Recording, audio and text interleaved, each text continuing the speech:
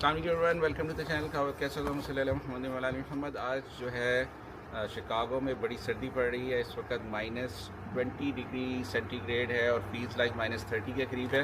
और आज जो उन्होंने जो है इसी वजह से बच्चों की स्कूल की छुट्टियां भी कर दी हैं, बच्चों की ऑनलाइन लर्निंग थी। तो हम अभी एक तजर्बा करने लगे हैं।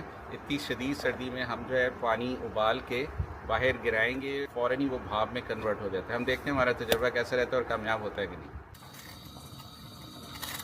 जी ये है जी उबलता हुआ पानी। अब हम इसको उछालेंगे और देखते हैं कि ये इवेपोरेट होता है कि नहीं।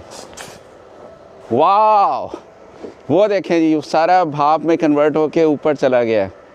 वाह, इट्स वेरी वेरी कोल्ड। आप लोग स्टे सेफ और इन्जॉय द कोल्ड वेदर।